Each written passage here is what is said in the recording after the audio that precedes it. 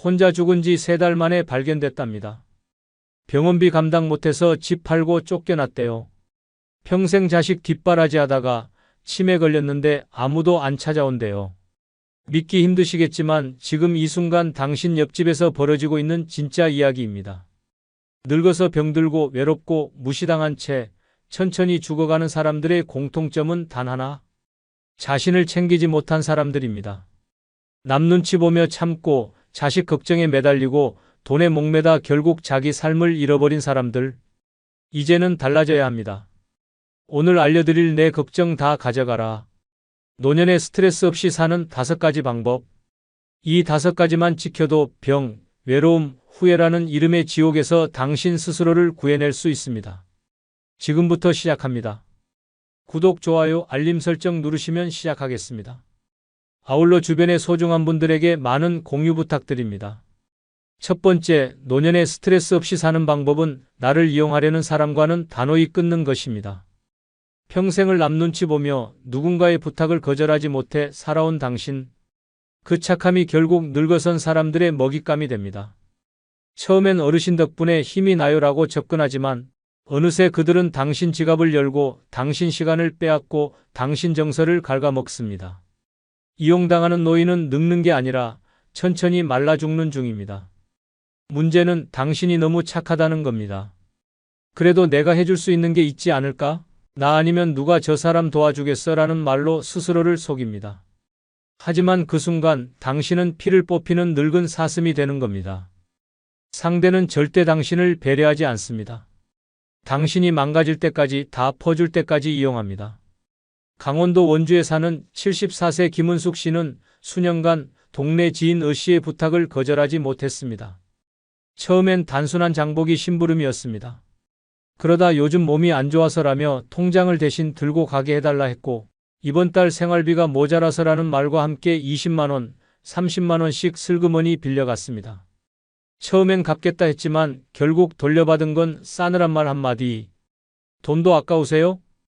김 씨는 그제야 깨달았습니다. 자신은 친구가 아니라 지갑이었다는 걸. 하지만 이미 감정적으로 휘둘려버린 뒤였습니다. 그 사람도 사정이 있으니까 내가 너무 각박하게 구는 건 아닐까 그렇게 마음을 추스르지 못하던 어느 날 김 씨는 고혈압 쇼크로 쓰러졌습니다. 병원 응급실에서 깨어난 그는 의사에게 들었습니다. 지속적인 정서적 스트레스가 원인이었습니다. 신경 끄셔야 해요. 그날 이후 김 씨는 단호해졌습니다. 연락을 끊고 문을 잠그고 단 한 통의 메시지도 보내지 않았습니다. 동네에서 우연히 마주쳐도 지금 제 건강 챙기기도 바쁩니다라며 뒤돌아섰습니다. 놀랍게도 그 뒤로 몸이 좋아지기 시작했습니다. 약을 줄였고 잠이 잘 오고 얼굴에 생기가 돌았습니다. 김 씨는 말했습니다. 내가 나를 지켜낸 첫 순간이었어요. 노년에 가장 무서운 건 가난도 질병도 아닙니다. 바로 사람입니다. 그 중에서도 당신의 착함을 이용해 들어오는 사람.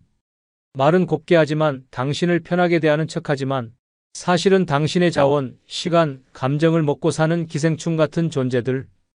당신이 아프면 멀어지고 당신이 돈을 안 꺼내면 연락도 끊는 사람들. 그들은 결코 고마워요라고 하지 않습니다. 오히려 더 요구하고 더 집착하며 당신을 죄책감에 빠뜨립니다. 그 정도도 못해줘요? 그 나이에 할 일도 없잖아요? 나한테 왜 이래요? 라는 말로 당신을 무너뜨립니다. 그때 단호하지 않으면 그 관계는 당신 삶 전체를 집어삼킵니다. 이제는 끊어야 합니다. 냉정해야 합니다. 내가 잘라내지 않으면 이 사람은 나를 끝까지 파먹겠구나 하는 직감이 들면 즉시 거리를 두십시오. 착하다는 이유로, 이해심 많다는 이유로 당신 인생을 갉아먹게 두지 마십시오. 관계는 주고받는 겁니다. 당신만 주고 상대는 받기만 한다면 그건 사람이 아니라 흡혈귀입니다. 그리고 노년의 가장 잔인한 건 흡혈귀를 친구로 착각한 채 늙어가는 겁니다. 당신은 지금이라도 바꿀 수 있습니다. 전화번호를 지우고 문을 닫고 마음을 정리하십시오. 그 한 사람을 잘라냈을 뿐인데 삶 전체가 환해지는 경험을 하게 될 것입니다. 그리고 속으로 외치십시오. 내 걱정 다 가져가라. 이젠 나도 나를 지키겠다. 그 결심 하나로 당신은 다시 살아납니다. 진짜 늙는 건 이용당하면서도 참고 사는 그 마음 때문입니다. 이제부터는 절대 누구의 감정 쓰레기통도 지갑도 방패막이도 되지 마십시오. 노년은 당신이 스스로를 가장 소중하게 여겨야 할 시간입니다. 두 번째, 노년에 스트레스 없이 사는 방법은 무엇도 영원하지 않다는 걸 깨닫고 집착을 버리는 것입니다. 내가 아낀 사람, 내가 지킨 집, 내가 모은 돈, 내가 믿은 관계, 그 모든 것이 언젠가는 사라지고 떠나고 배신하고 변합니다. 그런데도 끝까지 붙잡고 있으려다 결국 무너지는 건 당신 자신입니다. 집착은 늙은 인생을 가장 잔혹하게 파괴하는 감정입니다. 젊었을 땐 안 보입니다. 이 일은 절대 끝나지 않을 거야. 이 사람은 평생 내 편이겠지. 내 건강은 당분간은 괜찮겠지라고 생각합니다. 하지만 나이가 들면 모든 게 무너집니다. 기댔던 사람은 등을 돌리고 평생 지켰던 집은 팔려나가고 애지중지 모은 물건도 남들에겐 고철 덩어리일 뿐입니다. 그때 깨닫습니다. 아무것도 영원한 건 없구나. 경기도 평택에 사는 76세 정기열 씨는 평생 모은 돈을 들여 지은 단독주택에 집착했습니다. 아내가 요양병원에 들어간 후에도 그는 이 집만은 지켜야 한다며 혼자 남겨진 텅 빈 집에서 몇 년을 버텼습니다. 자식들은 다 떠났고 마당엔 잡초만 자라났으며 보일러는 고장나 겨울이면 입김이 나올 정도였습니다. 동네 사람들은 이제 집 줄이고 아파트로 옮기세요라고 조언했지만 그는 들은 채도 하지 않았습니다. 이 집이 자신의 삶이고 마지막 자존심이라고 믿었기 때문입니다. 하지만 어느 날 새벽 화장실 가다 미끄러지며 허리를 크게 다쳤습니다. 전화도 닿지 않았고 구조되기까지 무려 14시간을 바닥에서 끙끙 앓았습니다. 그제서야 그는 집착을 내려놓았습니다. 퇴원 후 그는 집을 팔고 소형 아파트로 옮겼습니다. 물건도 거의 다 정리했습니다. 말없이 버린 낡은 책상, 20년 넘은 그릇, 묵은 수건들. 그렇게 내려놓고 나니 놀랍게도 마음이 가벼워졌습니다. 그는 말합니다. 이 집이 내 전부인 줄 알았는데 아니었어요. 전부는 내가 살아있는 지금 이 순간이더라고요. 노년의 불행은 잃어서가 아니라 잃은 걸 놓지 못해서 생깁니다. 떠난 자식에게 집착하고 떠나간 사람을 미워하고 예전 명예를 그리워하고 건강하던 시절을 후회하며 사는 것. 그 모든 게 마음을 병들게 합니다. 바뀐 현실을 인정하지 못하고 과거에만 매달리면 결국 현재의 삶까지 잃게 됩니다. 이제는 인정해야 합니다.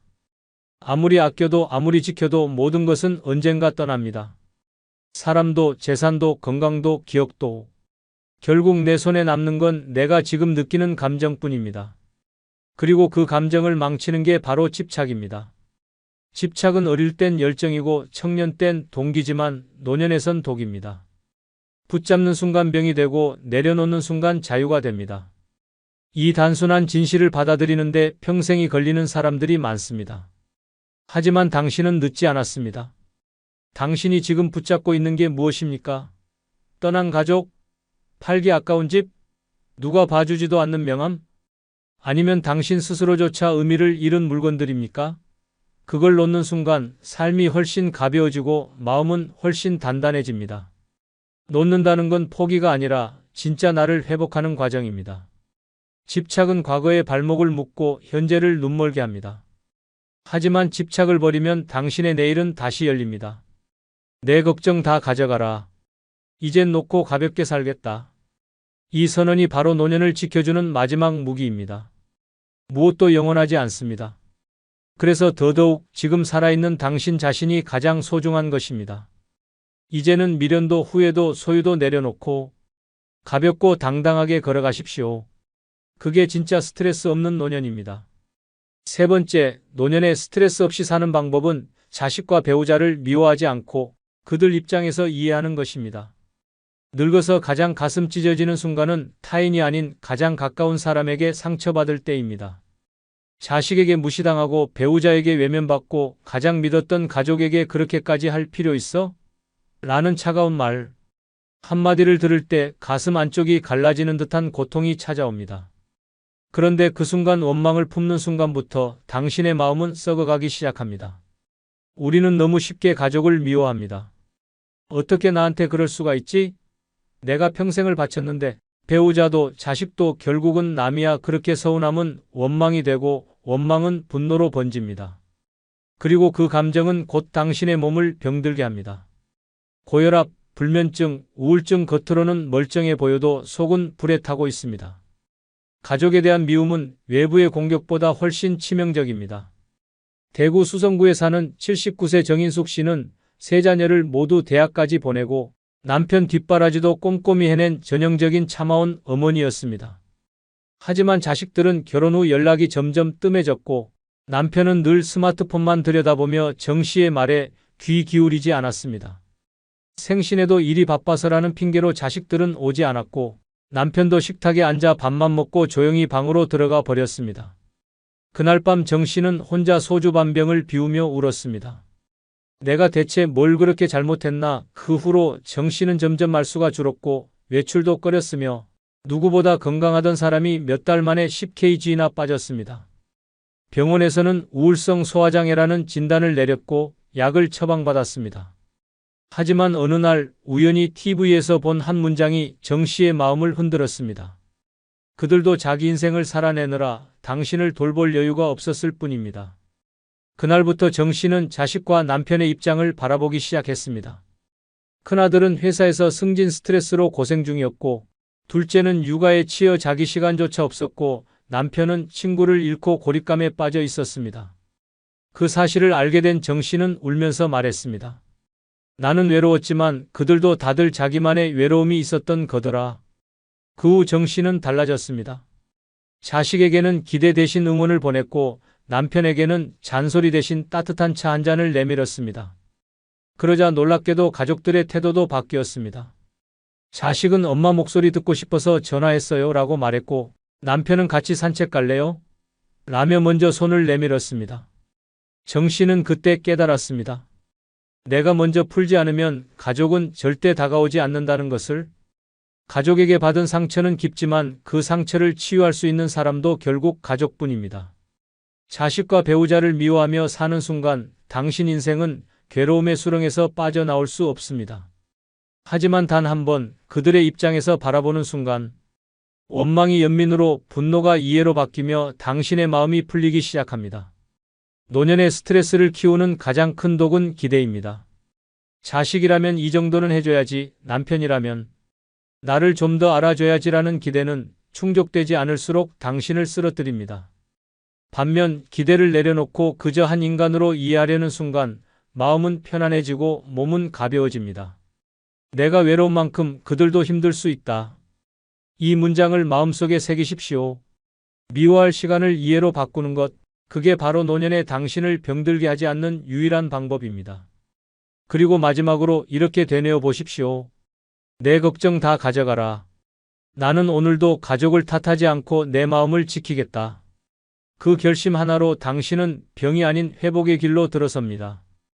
가족을 미워하지 않는 마음, 그것이야말로 늙은 인생의 마지막 품격입니다. 네 번째, 노년에 스트레스 없이 사는 방법은 돈에 목매지 않고 하루하루 만족하며 사는 법을 아는 것입니다. 늙어서 가장 비참한 삶은 돈은 있는데 행복이 없고 통장은 두둑한데 마음이 비어있는 인생입니다.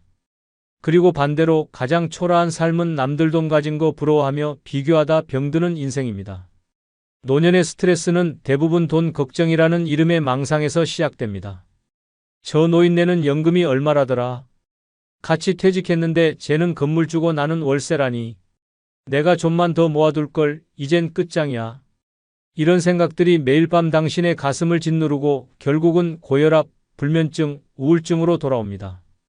그 어떤 병보다 무서운 건 쓸데없는 돈 걱정에 갇혀 스스로를 괴롭히는 마음입니다. 경북 구미에 사는 70세 문정혜 씨는 남편과 함께 40년간 자영업을 하며 악착같이 살았습니다. 퇴직금도 없었고 국민연금도 적었습니다.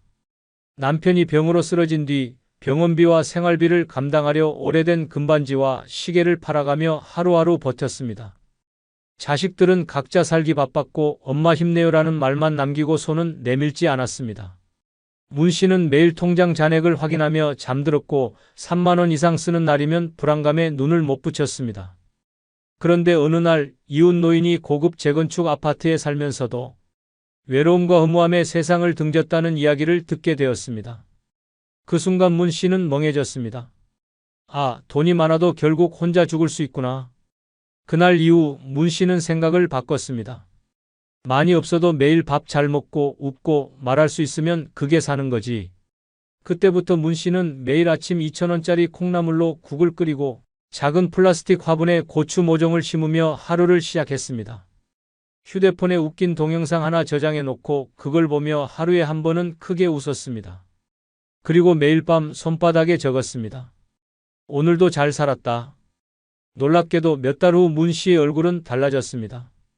건강도 좋아졌고 마음도 편안해졌고 사람들과 대화도 늘었습니다. 누군가 물었습니다. 뭐 좋은 일 있으셨어요? 문 씨는 웃으며 말했습니다. 돈은 없지만 하루하루가 내 인생에서 제일 부자 같아요. 노년의 돈에 목매면 결국 모든 것을 잃습니다. 몸도 망가지고 관계도 무너지고 삶의 의미도 사라집니다. 반면 있는 만큼 지금 이 순간에 만족하는 사람은 절대 병들지 않습니다. 돈은 많고 적음의 문제가 아닙니다. 쥐고 있는 그 돈을 어떻게 느끼고 쓰느냐가 노후의 질을 결정합니다. 부자가 아니어도 좋습니다. 하루에 3,000원짜리 식사라도 감사하게 먹을 줄 아는 마음, 옷장 속 옷 한 벌을 꺼내 입으며 기분 좋아지는 여유, 지갑에 10,000원이 있을 때 커피 한 잔쯤은 사 마실 수 있는 용기. 그게 노년의 가장 부유한 삶입니다. 비교하지 마십시오. 옆집과 비교하면 내 인생은 항상 초라해집니다. 남이 가진 거엔 끝이 없고 내가 가진 것도 결국은 언젠간 사라집니다. 그렇다면 지금 누리는 것에 집중하십시오. 그리고 매일 이렇게 다짐하십시오. 내 걱정 다 가져가라. 오늘 나는 충분히 잘 살고 있다. 그 말 한마디가 통장보다 강하고 보험보다 든든한 삶의 방패가 될 것입니다. 돈은 불안의 근원이 아닙니다. 비교와 욕심이 당신을 무너뜨릴 뿐입니다. 이제는 그 고리를 끊으십시오. 지금의 하루, 지금의 만족, 지금의 당신. 그것만으로도 충분히 잘 살고 있는 것입니다. 5번째, 노년에 스트레스 없이 사는 방법은 과거의 원망보다 현재의 평화를 선택하는 것입니다. 늙어서 가장 끔찍한 감정은 내가 왜 그때 그렇게 살았을까라는 후회와 그 인간만 아니었으면이라는 원망입니다. 이 두 감정은 마음속에서 썩어가며 결국 병이 되어 몸까지 무너뜨립니다. 생각만 해도 분노가 끓어오르는 그 얼굴, 그 목소리, 그 말 한마디. 잊고 싶어도 잊히지 않는 그 과거. 하지만 그걸 끌어안고 사는 순간 당신의 남은 노년은 평화가 아니라 지옥이 됩니다. 사람은 누구나 상처를 안고 삽니다. 특히 가족에게 받은 상처는 깊고 오래갑니다. 남편의 외면, 자식의 배신, 형제 자매의 배척, 친구의 모욕. 그 모든 기억들이 머릿속에서 재생될 때마다 당신은 지금 이 순간도 괴로움 속에서 늙어갑니다. 경기도 용인에 사는 78세 이윤자 씨는 남편과 50년을 함께 살았습니다. 겉보기엔 평범한 노부부였지만 그 속은 울분과 참음으로 뒤덮인 전쟁터였습니다. 남편은 술에 취해 손찌검을 했고 말끝마다 무시했고 자식들 앞에서도 쓸모없는 여편네라며 모욕을 줬습니다. 그럼에도 이 씨는 자식들 때문에 참고 또 참았습니다. 남편이 뇌경색으로 쓰러졌을 때도 그녀는 묵묵히 간병했습니다. 그러나 남편은 의식이 돌아온 순간조차 밥은 왜 이 모양이야? 라고 악을 썼습니다. 그 순간 이 씨는 속으로 외쳤습니다. 이 인간이 죽어야 내가 산다. 하지만 그날 밤 병실 TV에서 어떤 할머니의 인터뷰를 보게 됐습니다. 그 사람은 죽어가면서도 나를 미워했지만 나는 그를 용서했어요. 내 마음이라도 편해야 내 남은 삶이 지옥이 아니더라고요. 그 말을 들은 이 씨는 처음으로 생각을 바꿨습니다. 내가 왜 저 인간을 미워하느라 내 남은 인생까지 망쳐야 하지? 그날부터 그녀는 원망을 내려놓기 시작했습니다. 말은 줄였고 억지로 미소 지으려 하지 않았고 대신 병원 가는 길에 꽃집에 들러 장미 한 송이를 사서 자기 방에 꽂아두었습니다. 그녀는 조용히 말했습니다. 이제 나는 나를 위해 산다. 놀랍게도 그때부터 이 씨의 건강도 조금씩 나아졌습니다. 혈압약도 줄고 소화도 잘 됐고 밤에도 뒤척임이 줄었습니다. 무엇보다 얼굴에서 그늘이 사라졌습니다. 주변에서는 말했습니다. 표정이 환해지셨어요. 그녀는 웃으며 대답했습니다. 미워하는 거 그거 나한테 너무 독했더라고요. 원망은 상대에게 날리는 칼이 아니라 내 심장을 찌르는 칼입니다. 지금 당신이 끌어안고 있는 그 분노, 그 미움, 그걸 계속 품고 살아봐야 상대는 아무렇지 않고 당신만 병들고 늙고 망가집니다. 이제는 내려놓을 때입니다. 과거를 바꿀 수 없다면 지금이라도 내 감정의 방향은 바꿔야 합니다. 과거에 묶인 사람은 절대 행복해질 수 없습니다. 그 기억은 지워지지 않지만 선택은 가능합니다. 미워하며 살지, 편안히 살지, 용서하지 않아도 좋습니다. 다만 그 감정을 더 이상 곱씹지 말고 묻으십시오. 그리고 하루하루 나를 위한 평화를 선택하십시오. 그게 바로 노년을 지켜내는 가장 강한 무기입니다. 지금 이 순간 마음속에 이렇게 말해보세요. 내 걱정 다 가져가라. 나는 더 이상 과거에 발목 잡히지 않겠다. 그 다짐 하나면 당신의 하루가 바뀌고 몸이 바뀌고 남은 인생이 다시 살아나기 시작할 것입니다. 영상이 끝나면 여러분의 경험이나 생각을 댓글로 남겨주세요. 여러분의 소중한 경험과 의견이 다른 누군가에게는 큰 힘과 깨달음이 분명될 것입니다. 아울러 멤버십 가입 부탁드리며 오늘 하루도 행복하시고 무탈하시기 바랍니다. 이 나이에 내 욕심을 부려도 될까? 자식들한테 미안하지 않을까? 남들이 이기적이라고 하면 어떻게 하지? 혹시 이런 생각 때문에 망설이고 계시지는 않습니까? 그런데 이런 생각들이 사실은 완전히 잘못된 것입니다. 평생 이기적으로 사는 것은 나쁜 일이라고 배워왔지만 나이가 들어서만큼은 이 생각을 반드시 바꿔야 합니다. 젊을 때와 늙어서는 완전히 다른 기준이 필요하기 때문입니다. 지금부터 그 진실을 함께 알아보겠습니다. 구독, 좋아요, 알림 설정 꾹 누르시면 시작하겠습니다. 아울러 주변의 많은 분들에게 공유 부탁드립니다. 늙어 이기적으로 살아야 하는 첫 번째 이유는 젊을 때 너무 많이 참았기 때문입니다. 60년, 70년을 살아오시면서 얼마나 많은 것들을 참고 견뎌오셨나요?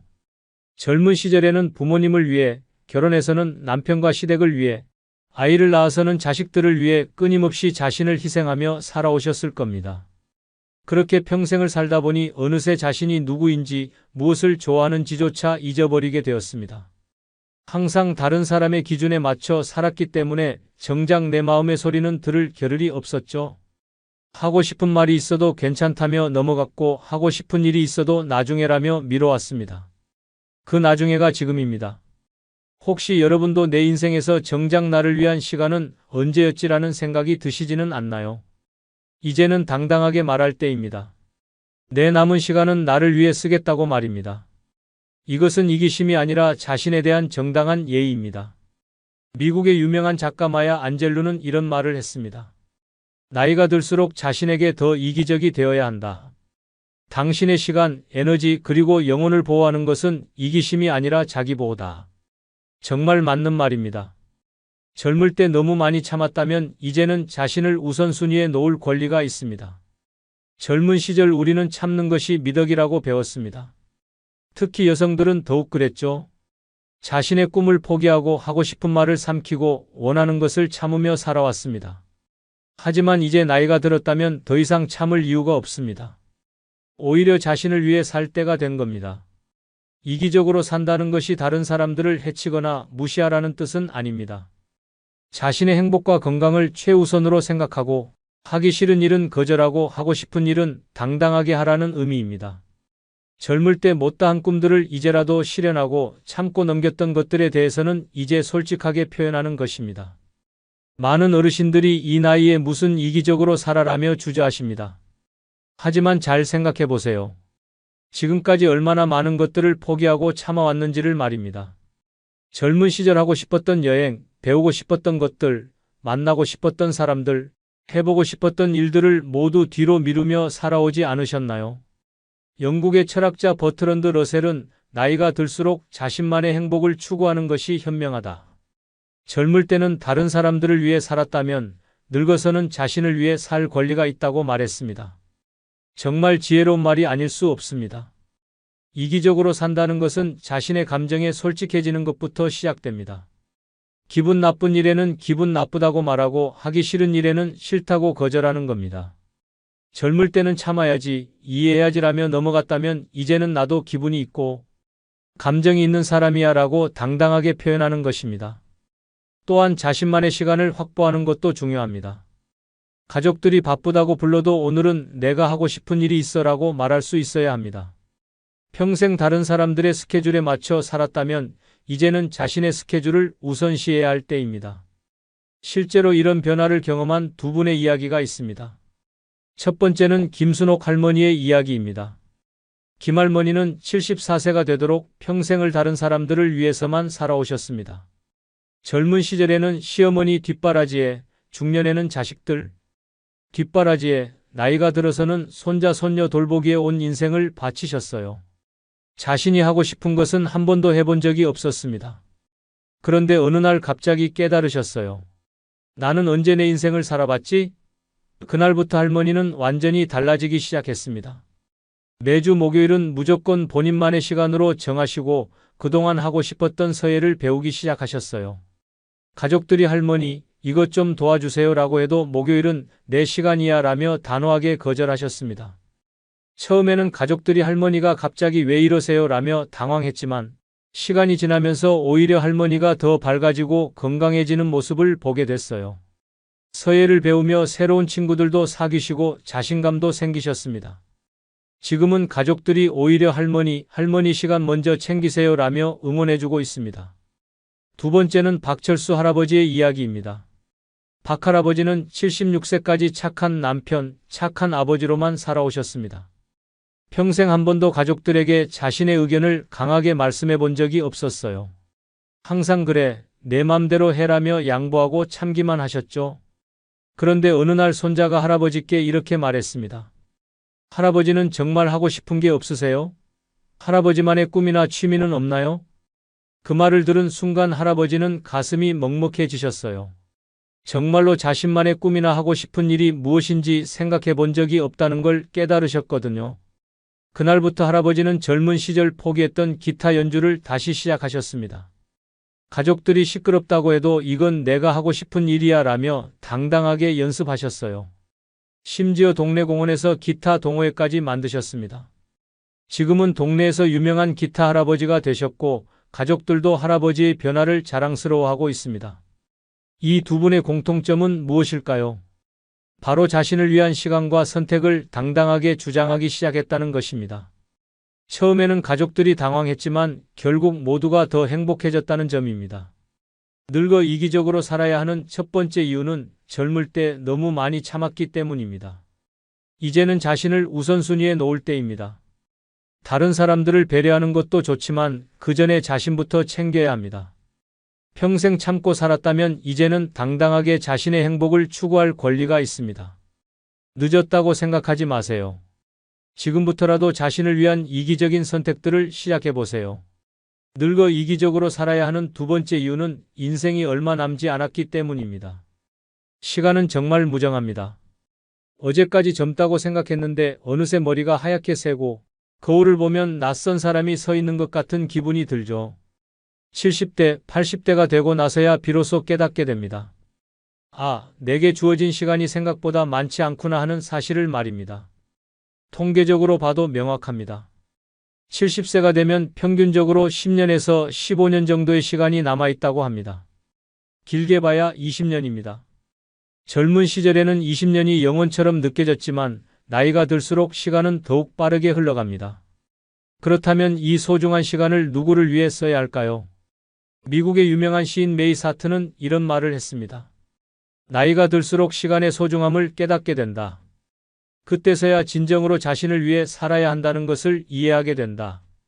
정말 맞는 말입니다. 시간이 한정되어 있다는 것을 깨달을 때 비로소 자신의 행복을 우선시해야 한다는 것을 알게 됩니다. 젊을 때는 시간이 무한정 있다고 생각했습니다. 나중에 해도 돼, 언젠가는 할 거야 라며 자신의 꿈과 행복을 계속 미뤄왔죠. 하지만 이제는 그 나중에가 얼마 남지 않았다는 것을 알게 되었습니다. 그렇다면 남은 시간만큼은 온전히 자신을 위해 써야 하지 않을까요? 어떤 분들은 아직도 가족들이 나를 필요로 하는데 어떻게 이기적으로 살 수 있어라고 말씀하십니다. 하지만 잘 생각해 보세요. 자식들은 이미 성인이 되어 독립적인 삶을 살고 있고 손자, 손녀들도 부모가 있습니다. 여러분이 평생 희생하며 키운 자식들이 이제는 스스로 삶을 책임질 수 있는 나이가 되었다는 뜻입니다. 물론 가족에 대한 사랑과 책임감을 버리라는 것은 아닙니다. 다만 그 사랑의 방식을 바꿔보자는 것입니다. 무조건적인 희생과 헌신보다는 자신의 행복도 함께 추구하면서 균형 잡힌 사랑을 하는 것입니다. 여러분이 행복해야 가족들도 진정으로 행복할 수 있다는 것을 기억하세요. 프랑스의 철학자 미셸 몽테뉴는 인생이 짧다는 것을 깨달을 때 비로소 어떻게 살아야 하는지 알게 된다고 말했습니다. 시간의 유한함을 인정할 때 우리는 더 현명한 선택을 할 수 있게 됩니다. 남은 시간을 어떻게 보내고 싶으신가요? 여전히 다른 사람들의 눈치를 보며 하기 싫은 일들을 억지로 하면서 보내고 싶으신가요? 아니면 평생 하고 싶었던 일들을 하나씩 실현하며 보내고 싶으신가요? 선택은 여러분의 몫입니다. 이제는 안 된다, 부끄럽다, 남들이 뭐라고 할까 같은 말들을 내려놓을 때입니다. 시간이 부족하다는 것을 알았으니 더 이상 망설일 이유가 없습니다. 하고 싶었던 여행, 배우고 싶었던 것들, 만나고 싶었던 사람들, 해보고 싶었던 경험들을 이제라도 실현해 보세요. 혹시 이 나이에 무슨 일하는 생각이 드신다면 다시 한번 생각해 보세요. 바로 이 나이이기 때문에 더욱 소중한 겁니다. 젊을 때는 시간이 많다고 생각해서 미뤘다면 이제는 시간이 제한되어 있다는 것을 알기 때문에 더욱 절실하고 간절하게 살 수 있는 것입니다. 실제로 이런 깨달음을 얻고 삶이 완전히 바뀐 두 분의 이야기가 있습니다. 첫 번째는 이명숙 할머니의 이야기입니다. 할머니는 72세가 되던 해에 갑자기 시간의 소중함을 깨달으셨습니다. 병원에서 정기검진을 받던 중 의사 선생님이 건강 상태에 대해 설명하시면서 할머니, 나이를 생각하면 앞으로 10년 정도는 건강하게 지내실 수 있을 것 같습니다. 라고 말씀하신 것이 계기였어요. 그 순간 할머니는 충격을 받으셨습니다. 겨우 10년이라는 시간밖에 남지 않았다는 사실의 말입니다. 집에 돌아와서 계산해보니 정말로 건강하게 활동할 수 있는 시간이 많지 않았어요. 그날 밤 할머니는 잠을 이루지 못하셨습니다. 내가 진짜 하고 싶었던 일이 무엇이었지? 남은 시간을 어떻게 보내야 할까? 다음 날부터 할머니는 완전히 달라지셨습니다. 평생 꿈꿔왔던 제주도 한 달 살기를 실행에 옮기신 겁니다. 가족들이 할머니 혼자 어떻게 가세요? 라고 말렸지만 내 시간이 얼마 남지 않았는데 언제 가겠니라며 단호하게 말씀하셨어요. 제주도에서 한 달을 보내시며 할머니는 평생 경험해보지 못한 자유로움을 느끼셨습니다. 아무도 간섭하지 않는 환경에서 하고 싶은 대로 하루하루를 보내니 이런 행복이 있다는 것을 처음 알게 되셨다고 해요. 지금은 매년 2번씩 혼자만의 여행을 다니시며 남은 시간을 내 마음대로 살겠다고 당당하게 말씀하고 계십니다. 두 번째는 김재호 할아버지의 이야기입니다. 할아버지는 75세가 되도록 평생을 가족만을 위해 살아오셨습니다. 퇴직 후에도 손자 돌보기, 집안일 거들기에 바쁘셨죠. 그런데 어느 날 친구 보고를 받고 장례식에 갔다가 큰 충격을 받으셨어요. 함께 회사를 다녔던 동료가 갑자기 세상을 떠난 것입니다. 그 친구는 평생 은퇴하면 여행을 많이 다닐 거야. 시간 생기면 그림을 배워볼 거야 라고 말하던 분이었습니다. 하지만 결국 아무것도 해보지 못하고 세상을 떠나게 된 거죠. 할아버지는 그 모습이 마치 미래의 자신을 보는 것 같아 무척 두려우셨습니다. 장례식에서 돌아온 후 할아버지는 가족들에게 선언하셨습니다. 이제부터는 내가 하고 싶은 일을 하면서 살겠다. 시간이 많지 않다는 것을 깨달았으니까. 그날부터 할아버지는 평생의 꿈이었던 바이올린을 배우기 시작하셨어요. 가족들이 할아버지 나이에 무슨 바이올린이에요? 라고 했지만 내가 언제까지 살지 모르는데 지금 안 하면 언제 하겠니라고 답하셨습니다. 지금 할아버지는 78세가 되셨는데 동네 문화센터에서 바이올린 동호회 회장을 맡고 계십니다. 남은 시간이 얼마 없다는 것을 알고 나니 오히려 더 용감해졌다며 웃으시는 모습이 정말 인상적입니다. 시간의 한계를 인정하고 나니 더 이상 주저하지 않게 되었다는 것입니다. 이 두 분의 공통점은 무엇일까요? 바로 시간의 유한함을 깨달은 순간부터 자신을 우선시하기 시작했다는 것입니다. 더 이상 나중에라는 말을 하지 않고 지금 당장을 선택하게 된 것입니다. 늙어 이기적으로 살아야 하는 두 번째 이유는 인생이 얼마 남지 않았기 때문입니다. 이것은 절망적인 이야기가 아니라 희망적인 이야기입니다. 시간이 한정되어 있다는 것을 알았으니 더 이상 망설이지 말고 자신의 행복을 추구할 수 있게 된 것이니까요. 남은 시간이 10년이든 20년이든 그 시간만큼은 온전히 여러분 자신을 위해 사용하세요. 그것이 여러분이 마땅히 누려야 할 권리입니다. 늙어 이기적으로 살아야 하는 세 번째 이유는 내가 행복해야 가족도 편하기 때문입니다. 많은 어르신들이 착각하고 계신 것이 있습니다. 자신이 희생하고 참는 것이 가족을 위한 일이라고 생각하시는 겁니다. 하지만 정말 그럴까요? 정작 가족들은 어떻게 생각하고 있을까요? 여러분이 매일 한숨을 쉬고 우울해하는 모습을 보는 가족들의 마음을 생각해 보세요. 할머니, 할아버지가 불행해 보이면 자식들도 마음이 편하지 않습니다. 우리 때문에 부모님이 힘들어하시는 건 아닐까? 뭔가 더 해드려야 하는 건 아닐까 하는 부담감을 갖게 되죠. 반대로 여러분이 즐겁고 행복해하는 모습을 보면 가족들도 마음이 편해집니다. 우리 부모님이 행복해 하시니 우리도 마음 놓고 우리 일에 집중할 수 있겠다는 생각을 하게 되는 것입니다. 이것이 바로 진정한 가족 사랑의 모습입니다. 미국의 심리학자 에브라함 매슬로는 자신의 행복을 추구하는 것이 이기적인 것이 아니라 오히려 주변 사람들에게 긍정적인 영향을 주는 가장 좋은 방법이다라고 말했습니다. 정말 지혜로운 말입니다. 내가 행복해야 그 긍정적인 에너지가 가족들에게도 전해지는 것입니다. 생각해 보세요. 여러분이 젊었을 때 부모님이 어떤 모습이셨는지를 말입니다. 부모님이 항상 우울하고 불평불만이 많으셨다면 여러분도 집에 있는 것이 부담스러웠을 겁니다. 반대로 부모님이 밝고 즐거워하셨다면 집에 있는 것이 편하고 좋았을 것입니다. 지금 여러분의 자식들도 마찬가지입니다. 부모가 행복해야 자식들도 편안합니다. 부모의 행복은 자식들에게 주는 가장 큰 선물이라고 할 수 있어요. 여러분이 나는 괜찮다며 억지로 참고 있다고 생각하시겠지만 가족들은 다 알고 있습니다. 여러분이 진짜 행복한지 불행한지를 말입니다. 어떤 분들은 내가 하고 싶은 대로 하면 가족들이 부담스러워할 것 같다고 걱정하십니다. 하지만 대부분의 경우 그 걱정은 기우입니다. 오히려 가족들은 여러분이 자신만의 생활을 즐기며 행복해하는 모습을 보고 싶어 합니다. 독일의 철학자 아르투르 쇼펜하우어는 타인을 행복하게 만들고 싶다면 먼저 자신이 행복해져야 한다고 말했습니다. 이는 가족 관계에서도 마찬가지입니다. 진정으로 가족을 사랑한다면 먼저 자신의 행복부터 챙겨야 합니다. 또한 여러분이 행복하게 사는 모습은 가족들에게 좋은 본보기가 됩니다. 특히 손자, 손녀들에게는 나이가 들어도 이렇게 즐겁게 살 수 있구나 하는 희망을 보여주는 것입니다. 반대로 여러분이 늘 불만스럽고 우울해하시면 아이들은 나이 드는 것이 무서운 일이라고 생각하게 됩니다. 가족들과의 관계도 더 좋아집니다. 여러분이 행복하면 자연스럽게 웃음이 많아지고 긍정적인 대화가 늘어납니다. 가족 모임도 더 즐거워지고 자식들도 부모님을 더 자주 찾게 됩니다. 행복한 사람 주변에는 사람들이 모이게 되어 있습니다. 반대로 여러분이 항상 불만스럽고 우울해하면 어떻게 될까요? 가족들도 점점 부담스러워하게 됩니다. 또 뭔가 불만이 있으실 텐데 혹시 우리 때문에 스트레스 받으시는 건 아닐까 하는 생각에 자연스럽게 거리를 두게 되는 것입니다. 이제는 가족을 위해서라는 명목으로 자신의 행복을 포기하는 것을 그만두셔야 합니다. 진정으로 가족을 위한다면 자신의 행복부터 챙기세요. 여러분이 웃으면 가족들도 웃게 됩니다.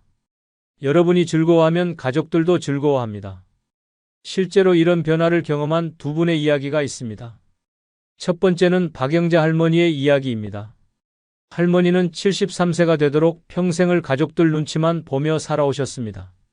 자식들이 조금이라도 힘든 표정을 지으면 내가 뭘 잘못했나 하며 자책하시고 손자들이 투정을 부리면 할머니가 잘못했다며 무조건 사과하셨어요.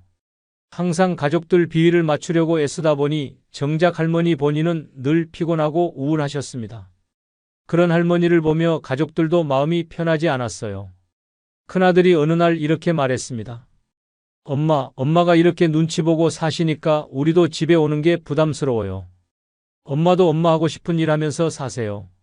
그 말을 들은 할머니는 깜짝 놀라셨어요. 자신이 가족을 위한다고 생각했던 행동들이 오히려 가족들에게 부담을 주고 있었다는 것을 깨달은 겁니다. 그날부터 할머니는 달라지기 시작하셨습니다. 평생 꿈꿔왔던 합창단에 가입하시고 주 3회씩 노래 연습을 다니기 시작하셨어요. 처음에는 내가 이래도 되나 하며 조심스러워 하셨지만 점점 노래하는 즐거움에 빠져들게 되셨습니다. 집에 오시면 배운 노래를 흥얼거리시고 합창단 친구들 이야기를 즐겁게 들려주셨어요. 변화는 금세 나타났습니다. 할머니가 밝아지시니까 집안 분위기도 완전히 달라진 겁니다. 가족들이 집에 올 때마다 엄마 오늘 기분 좋아 보이네요. 할머니, 요즘 정말 젊어 보이세요 라며 즐거워했어요. 손자들도 할머니 주변에 더 자주 모이게 되었고 가족 모임도 훨씬 화기애애해졌습니다. 큰아들은 엄마가 행복해 하시니까 우리도 마음이 훨씬 편해졌어요 라고 말했습니다. 두 번째는 최철민 할아버지의 이야기입니다. 할아버지는 76세가 되도록 늘 가족들 걱정만 하며 사셨습니다. 자식들 경제 상황, 손자들 성적, 며느리들 건강까지 온갖 걱정을 다 하시느라 항상 얼굴이 어두우셨어요. 그런 할아버지를 보며 가족들은 할아버지가 우리 때문에 스트레스 받으시는 것 같다며 오히려 부담스러워했습니다. 어느 날 둘째 아들이 할아버지께 이렇게 말했어요. 아버지, 저희는 이제 다 어른이니까 저희 일은 저희가 알아서 할게요. 아버지는 아버지 인생을 사세요. 아버지가 즐겁게 지내시는 모습을 보는 게 저희에게는 더 큰 효도예요. 그 말을 듣고 할아버지는 많은 생각을 하게 되셨습니다. 그 후 할아버지는 평생의 취미였던 낚시를 본격적으로 시작하셨습니다. 주말마다 낚시터에 나가시고 낚시 동호회에도 가입하셨어요. 처음에는 가족들 놔두고 혼자만 즐기는 게 맞나 하며 죄책감을 느끼셨지만 시간이 지나면서 낚시가 주는 평온함과 즐거움에 푹 빠지게 되셨습니다. 변화는 놀라웠습니다. 할아버지가 낚시 이야기를 즐겁게 들려주시고 잡아온 물고기로 가족들에게 음식을 해주시며 웃음이 끊이지 않게 되었어요. 예전에는 걱정스러운 표정으로 일은 잘 되고 있니? 몸은 괜찮니? 만 물어보셨는데 이제는 즐거운 낚시 경험담을 들려주시니 가족들도 할아버지와 대화하는 것이 훨씬 즐거워졌습니다. 막내 며느리는 시아버님이 행복해 하시니까 저희도 마음이 한결 가벼워졌어요 라고 말했습니다. 이 두 분의 공통점은 무엇일까요? 바로 자신의 행복을 추구하기 시작했을 때 가족 관계도 더 좋아졌다는 것입니다. 자신이 행복해지니까 자연스럽게 가족들에게도 긍정적인 에너지를 전해줄 수 있게 된 것입니다. 늙어 이기적으로 살아야 하는 세 번째 이유는 내가 행복해야 가족도 편하기 때문입니다. 여러분의 행복은 이기심이 아니라 가족에 대한 진정한 사랑의 표현입니다. 더 이상 가족을 위해서라는 명목으로 자신의 행복을 희생하지 마세요. 여러분이 웃고 즐거워하는 모습이야말로 가족들이 가장 보고 싶어하는 모습입니다. 지금부터라도 당당하게 자신의 행복을 추구하세요. 그것이 가족 모두를 행복하게 만드는 가장 좋은 방법입니다. 늙어 이기적으로 살아야 하는 네 번째 이유는 체력이 한정되어 있기 때문입니다. 나이가 들면서 가장 실감하게 되는 것이 바로 체력의 변화입니다. 젊을 때는 밤새워도 괜찮았고 하루 종일 움직여도 피곤한 줄 몰랐는데 이제는 조금만 무리해도 며칠을 끌게 됩니다. 계단을 오르내리기도 힘들고 무거운 것을 드는 것도 부담스럽죠. 이런 현실을 인정하기는 쉽지 않습니다. 마음은 아직 젊은데 몸이 따라주지 않으니 답답하기만 합니다. 하지만 이제는 받아들여야 할 때입니다. 체력이 예전과 같지 않다는 것을, 그리고 그 한정된 체력을 어떻게 사용할 것인지 신중하게 선택해야 한다는 것을 말입니다. 생각해 보세요. 하루에 사용할 수 있는 에너지가 젊을 때의 절반이라면 그 에너지를 무엇에 써야 할까요? 여전히 다른 사람들의 일에 모든 체력을 쏟아부을 건가요? 아니면 자신이 정말 하고 싶고 의미 있다고 생각하는 일에 그 소중한 체력을 사용할 건가요? 미국의 의학 박사 윌리엄 오슬러는 나이가 들수록 에너지를 선택적으로 사용해야 한다. 모든 것을 다 할 수는 없지만 정말 중요한 것은 충분히 할 수 있다고 말했습니다. 정말 지혜로운 말입니다. 체력의 한계를 인정하고 우선순위를 정하는 것이 현명한 선택입니다. 젊을 때는 체력이 무한정 있다고 생각했습니다. 직장 일도 하고 집안일도 하고 육아도 하고 부모님 돌봄도 하면서 모든 것을 다 해내려고 했죠. 그때는 그것이 가능했습니다. 하지만 이제는 다릅니다. 모든 것을 다 하려고 하면 정작 아무것도 제대로 할 수 없게 됩니다. 체력이 부족한 상태에서 억지로 모든 일을 다 하려고 하면 어떻게 될까요? 결국 몸이 무너집니다. 그리고 아무것도 할 수 없는 상태가 되어버리죠. 그렇게 되면 정작 가족들에게 더 큰 부담을 주게 됩니다. 그렇다면 처음부터 체력을 현명하게 배분하는 것이 낫지 않을까요? 어떤 분들은 그래도 가족들이 힘들어하는데 어떻게 모른 척 할 수 있어라고 말씀하십니다. 하지만 가족들도 여러분의 체력이 예전과 같지 않다는 것을 알고 있습니다. 오히려 여러분이 무리하시는 것을 더 걱정하고 있을 가능성이 높습니다. 체력을 아껴가며 사용한다는 것은 게으름이나 이기심이 아닙니다. 오히려 현명한 자기관리입니다. 제한된 자원을 효율적으로 사용하는 것이죠. 기업에서도 한정된 예산을 어디에 쓸 것인지 신중하게 결정하듯이 여러분도 한정된 체력을 어디에 사용할 것인지 전략적으로 생각해야 합니다. 영국의 작가 조지 버나드 쇼는 현명한 사람은 자신의 한계를 알고 그 안에서 최선을 다한다고 말했습니다. 체력의 한계를 인정하는 것은 포기가 아니라 현실적인 지혜입니다. 그렇다면 어떻게 체력을 배분해야 할까요? 먼저 자신에게 가장 중요한 것이 무엇인지 정해야 합니다. 건강관리, 취미활동, 가족과의 시간, 사회활동 등 여러 가지 중에서 우선순위를 정하는 것입니다. 그리고 그 우선순위에 따라 체력을 배분하세요. 예를 들어 하루에 3시간 정도의 활동적인 시간이 있다면 그 시간을 어떻게 나눌 것인지 계획을 세우는 겁니다. 1시간은 건강관리를 위한 운동에, 1시간은 개인적인 취미에, 1시간은 꼭 필요한 집안일이나 가족일에 사용하는 식으로 말입니다. 중요한 것은 안 된다는 말을 할 용기를 갖는 것입니다. 체력이 부족한 상황에서 모든 요청을 다 들어줄 수는 없습니다. 미안하지만 오늘은 힘들어서 못하겠다. 다음에는 도와줄 테니. 오늘은 쉬게 해달라고 말할 수 있어야 합니다. 이런 말을 하는 것이 처음에는 어색하고 미안할 수 있습니다. 하지만 가족들도 이해합니다. 오히려 여러분이 솔직하게 말해주는 것을 고마워할 수도 있어요. 무리해서 몸을 상하는 것보다는 체력을 조절하며 오래 건강하게 지내는 것이 모두에게 더 좋은 일이니까요. 실제로 체력 관리의 중요성을 깨닫고 삶이 달라진 두 분의 이야기가 있습니다. 첫 번째는 송미경 할머니의 이야기입니다. 할머니는 74세가 되도록 여전히 젊은 시절과 같은 방식으로 살려고 애쓰셨습니다. 아침 일찍 일어나서 집안일을 하고 장 보러 나가고 손자 돌보기까지 하루 종일 쉬지 않고 움직이셨어요. 그런데 점점 몸이 힘들어지기 시작했습니다. 특히 겨울이 되면서 무릎과 허리가 아프기 시작했는데도 할머니는 계속 똑같이 생활하려고 하셨어요. 나이 들었다고 게을러질 수는 없지라며 무리를 계속하신 겁니다. 결국 어느 날 집안일을 하다가 어지러워서 쓰러지시게 되었어요. 다행히 큰 일은 없었지만 병원에서 의사 선생님이 이렇게 말씀하셨습니다. 할머니 나이에는 체력 관리가 가장 중요해요. 무리하시면 안 됩니다. 그날부터 할머니는 생활 패턴을 완전히 바꾸셨습니다. 하루 일과를 세 부분으로 나누어서 오전에는 가벼운 집안일, 오후에는 개인 시간, 저녁에는 휴식으로 정하셨어요. 특히 오후 이 시간은 무조건 본인만의 시간으로 정하고 그 시간에는 좋아하는 드라마를 보거나 책을 읽으며 쉬기로 하셨습니다. 처음에는 가족들이 할머니가 게을러지신 건 아닌가 하며 걱정했지만 시간이 지나면서 오히려 할머니가 더 건강해지는 모습을 보게 되었어요. 체력을 아껴가며 사용하니 피로감도 줄어들고 무엇보다 개인 시간을 갖게 되니 마음도 훨씬 여유로워지셨습니다. 지금은 가족들이 할머니가 체력 관리를 잘 하셔서 더 오래 건강하게 지낼 수 있을 것 같다며 안심하고 있습니다. 두 번째는 이동철 할아버지의 이야기입니다. 할아버지는 77세가 되도록 남자는 힘들어도 티를 내면 안 된다는 생각으로 살아오셨습니다. 몸이 아파도 내색하지 않고 피곤해도 가족들 앞에서는 괜찮은 척 하셨어요.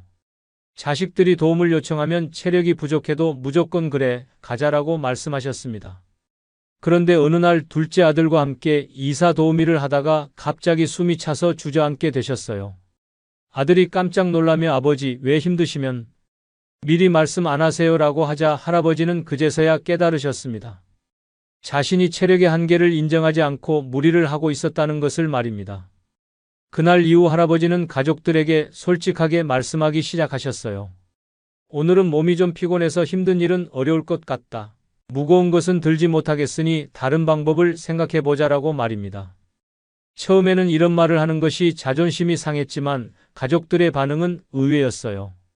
오히려 가족들이 아버지가 솔직하게 말씀해 주시니 우리도 더 안심이 됩니다. 무리하지 마시고 할 수 있는 범위 내에서만 도와주세요라며 이해해 주었습니다. 그리고 할아버지가 체력에 맞는 일들을 찾아서 하시게 되었어요. 무거운 짐을 드는 대신 정리나 청소를 도와드리고 육체적인 활동보다는 손자들과 대화하거나 숙제를 봐주는 일을 하시게 된 것입니다. 지금 할아버지는 체력의 한계를 인정하고 나니 오히려 더 많은 일을 할 수 있게 되었다고 말씀하세요. 무리하지 않으니 꾸준히 활동할 수 있게 되었고 가족들과의 관계도 더 편안해졌다고 합니다. 이 두 분의 공통점은 무엇일까요? 바로 체력의 한계를 인정하고 현명하게 관리하기 시작했을 때 오히려 더 건강하고 행복한 삶을 살게 되었다는 것입니다. 무리하지 않으니 지속 가능한 생활이 가능해진 것입니다. 늙어 이기적으로 살아야 하는 네 번째 이유는 체력이 한정되어 있기 때문입니다. 이것은 나약함의 인정이 아니라 현실적인 지혜입니다. 제한된 체력을 어떻게 사용할 것인지 선택하는 것은 여러분의 권리입니다. 모든 사람의 요구에 다 응할 수는 없지만 정말 중요한 것들은 충분히 해낼 수 있습니다. 체력을 아껴가며 현명하게 사용하세요. 그것이 여러분이 더 오래, 더 건강하게 활동할 수 있는 방법입니다. 늙어 이기적으로 살아야 하는 다섯 번째 이유는 내 마음을 챙겨야 할 나이가 됐기 때문입니다. 60년, 70년을 살아오면서 여러분은 정말 많은 것들을 견뎌내셨습니다. 젊은 시절의 고생, 중년의 스트레스, 그리고 나이가 들면서 겪는 여러 상실들까지 말입니다. 그동안 마음이 아프고 힘들어도 참아야지, 견뎌야지라며 버텨오셨을 겁니다. 하지만 이제는 그 마음을 돌봐줄 때가 되었습니다. 평생 남들을 돌보느라 정작 자신의 마음은 뒷전이었다면 이제라도 그 마음에게 관심을 주고 보살펴줘야 합니다. 마음도 몸처럼 관리가 필요합니다. 특히 나이가 들수록 마음의 건강이 더욱 중요해집니다. 젊을 때는 몸이 아프면 금세 회복되었지만 나이가 들면 회복이 더딥니다. 마음도 마찬가지입니다. 젊을 때는 스트레스를 받아도 금세 털어버릴 수 있었지만 이제는 한번 받은 상처가 오래갑니다. 그렇기 때문에 더욱 조심스럽게 마음을 지켜야 합니다. 많은 어르신들이 나이 들어서 무슨 마음 챙기기야라고 말씀하십니다. 하지만 오히려 반대입니다. 나이가 들었기 때문에 더욱 마음을 챙겨야 하는 것입니다. 남은 시간을 행복하고 평안하게 보내려면 마음의 건강이 무엇보다 중요합니다. 미국의 심리학자 칼 융은 인생의 후반부는 자신의 내면을 돌보는 시기이다. 젊을 때는 외부 세계에 집중했다면 나이가 들어서는 내면의 세계에 집중해야 한다고 말했습니다. 정말 지혜로운 말입니다. 이제는 바깥 세상보다 내 마음 안쪽에 더 관심을 가져야 할 때입니다. 마음을 챙긴다는 것은 무엇일까요? 먼저 자신의 감정을 인정하는 것부터 시작됩니다. 나이 들어서 우울하면 안 돼. 나이 들어서 화내면 안 되라고 억압하지 말고, 아, 내가 지금 슬프구나. 내가 지금 화가 나 있구나라고 있는 그대로 받아들이는 것입니다. 그리고 그런 감정들이 왜 생겼는지 살펴보는 것도 중요합니다. 단순히 나이 탓이라고 넘어가지 말고 진짜 원인이 무엇인지 찾아보세요. 외로움 때문인지, 건강에 대한 걱정 때문인지, 아니면 가족 관계에서 오는 스트레스 때문인지 말입니다. 또한 마음을 편안하게 해주는 것들을 적극적으로 찾아야 합니다. 젊은 시절에는 남들이 좋다고 하는 것을 따라했다면 이제는 정말 내가 좋아하는 것이 무엇인지 찾아보세요. 어떤 음악을 들을 때 마음이 편해지는지, 어떤 활동을 할 때 즐거운지 살펴보는 것입니다. 인도의 시인 라빈드라나트 타고르는 나이가 들수록 마음의 정원을 가꾸는 것이 중요하다. 아름다운 꽃이 피어나도록 돌봐주어야 한다고 했습니다. 마음도 정원처럼 세심한 관리가 필요하다는 뜻입니다. 마음을 챙기는 것이 이기적이라고 생각하실 필요 없습니다. 오히려 이것은 필수적인 자기관리입니다. 마음이 건강해야 몸도 건강하고 마음이 평안해야 가족들과의 관계도 좋아집니다. 마음을 돌보는 것은 자신뿐만 아니라 주변 사람들을 위한 일이기도 합니다. 어떤 분들은 마음 챙기는 방법을 모르겠다고 하십니다. 복잡하게 생각하실 필요 없습니다. 작은 것부터 시작하면 됩니다. 하루에 10분이라도 조용한 시간을 갖고 자신의 마음 상태를 살펴보는 것, 기분 좋은 일이 있으면 그것을 충분히 음미하는 것, 힘든 일이 있으면 억지로 참지 말고 적절히 표현하는 것부터 시작하면 됩니다. 또한 과거에 받은 상처들을 정리하는 것도 중요합니다. 젊을 때는 바빠서 제대로 처리하지 못했던 감정들이 나이가 들어서 다시 올라올 수 있습니다. 이런 것들을 하나씩 정리해 나가는 것도 마음을 챙기는 중요한 과정입니다. 무엇보다 자신에게 친절해지는 것이 필요합니다. 평생 자신에게 엄격했다면 이제는 조금 더 너그러워져도 됩니다. 이 정도면 충분히 잘했어. 수고 많았어라고 자신을 격려해 주세요. 다른 사람들에게 하듯이 자신에게도 따뜻한 말을 건네는 것입니다. 실제로 마음 챙기기의 중요성을 깨닫고 삶이 달라진 두 분의 이야기가 있습니다. 첫 번째는 김정순 할머니의 이야기입니다. 할머니는 75세가 되도록 평생을 강하게 살아오셨습니다. 어떤 어려움이 있어도 참고 견디면 되라는 마음가짐으로 버텨오셨어요. 남편의 사업 실패, 자식들의 취업 문제, 건강상의 어려움 등 여러 시련을 겪으면서도 한 번도 약한 모습을 보이지 않으셨습니다. 그런데 나이가 들면서 점점 마음이 무거워지기 시작했습니다. 특별한 이유 없이 우울한 날이 많아지고 작은 일에도 짜증이 나고 밤에 잠을 이루지 못하는 날이 늘어났어요. 하지만 할머니는 이 나이에 무슨 우울증이야 라며 대수롭지 않게 여기셨습니다. 그러던 어느 날 동네 복지관에서 진행하는 마음 건강 강좌에 참석하게 되었습니다. 강사 선생님이 나이가 들수록 마음을 돌보는 것이 중요하다며 평생 쌓인 스트레스와 상처들을 이제는 치유해야 할 때라고 말씀하시는 것을 들었어요. 그 순간 할머니는 깨달으셨습니다. 자신이 평생 마음에 쌓아둔 것들이 얼마나 많은지를 말입니다. 그날부터 할머니는 자신의 마음에 관심을 갖기 시작하셨습니다. 매일 일기를 쓰며 하루 동안 느낀 감정들을 기록하시고 힘든 일이 있으면 억지로 참지 않고 가족들에게 솔직하게 말씀하셨어요. 또한 마음이 편해지는 활동들을 찾아서 하기 시작하셨습니다. 좋아하는 클래식 음악을 들으며 차를 마시는 시간, 화분에 물을 주며 식물들을 돌보는 시간 등을 의도적으로 만드셨어요. 6개월 후 할머니의 변화는 놀라웠습니다. 우울한 기분이 많이 사라지고 밤에도 편안하게 주무실 수 있게 되었어요. 무엇보다 자신의 감정을 솔직하게 표현하게 되니 가족들과의 소통도 훨씬 좋아졌습니다. 할머니는 마음을 돌보는 것이 이렇게 중요한 일인 줄 몰랐다며 젊었을 때부터 알았으면 좋았을 텐데라고 말씀하고 계십니다. 두 번째는 박만수 할아버지의 이야기입니다. 할아버지는 78세가 되도록 감정 표현을 거의 하지 않으시는 분이었습니다. 남자는 울면 안 된다, 힘들어도 티내면 안 된다는 생각으로 평생을 사셨어요. 아내가 돌아가셨을 때도 자식들이 어려움을 겪을 때도 항상 묵묵히 견디기만 하셨습니다. 그런데 혼자 지내는 시간이 늘어나면서 할아버지는 점점 말수가 줄어들고 사람들과의 만남도 피하게 되었습니다. 자식들이 걱정해서 아버지 무슨 일 있으세요? 라고 물어봐도 괜찮다는 말만 반복하셨어요. 하지만 마음속으로는 외로움과 허전함이 점점 커져가고 있었습니다. 어느 날 오랜 친구가 할아버지를 찾아왔습니다. 그 친구도 혼자 지내는 상황이었는데 두 분이 함께 차를 마시며 이야기를 나누게 되었어요. 그때 친구가 이렇게 말했습니다. 나이 들어서야 알았는데 마음도 관리를 해줘야 하는 것 같아. 혼자 끙끙 앓지 말고 마음 편한 사람한테라도 털어놓는 게 좋더라고. 그 말을 듣고 할아버지는 처음으로 자신의 마음을 털어놓기 시작하셨습니다. 아내가 그리운 마음, 자식들에게 의존하고 싶지 않은 마음, 건강에 대한 불안감 등을 솔직하게 이야기하셨어요. 그렇게 마음을 표현하고 나니 오랫동안 가슴에 맺혀있던 답답함이 많이 사라지는 것을 느끼셨습니다. 그 후 할아버지는 정기적으로 친구들과 만나 마음을 나누는 시간을 갖기 시작하셨어요. 또한 자식들에게도 자신의 감정을 조금씩 표현하게 되었습니다. 아빠도 가끔 외롭다. 요즘 몸이 예전 같지 않아서 걱정이 된다는 식으로 말입니다.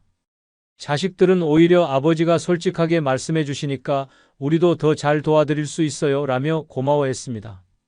지금 할아버지는 80세가 되셨는데 마음을 표현하는 것이 이렇게 중요한 일인 줄 몰랐다며 평생 혼자 끙끙 앓았던 시간들이 아깝다고 말씀하고 계십니다. 이 두 분의 공통점은 무엇일까요? 바로 자신의 마음에 관심을 갖고 돌보기 시작했을 때 삶의 질이 크게 향상되었다는 것입니다. 마음을 챙기는 것이 단순히 개인적인 만족에 그치지 않고 가족들과의 관계에도 긍정적인 영향을 주었다는 점입니다. 늙어 이기적으로 살아야 하는 5번째 이유는 내 마음을 챙겨야 할 나이가 됐기 때문입니다. 평생 남들을 돌보느라 소홀했던 자신의 마음을 이제는 정성껏 돌봐주세요. 마음이 건강해야 남은 인생을 진정으로 행복하게 살 수 있습니다. 자신의 감정을 인정하고 마음을 편안하게 해주는 것들을 찾아보세요. 그것이 바로 자신에게 줄 수 있는 가장 소중한 선물입니다. 지금까지 늙어 이기적으로 살아야 하는 5가지 이유를 모두 말씀드렸습니다. 나이가 들어서는 오히려 이기적으로 사는 것이 정답입니다. 더 이상 잘못된 생각에 속아서 자신을 희생해서는 안 됩니다. 이제부터는 당당하게 자신을 최우선으로 하며 살아야 합니다.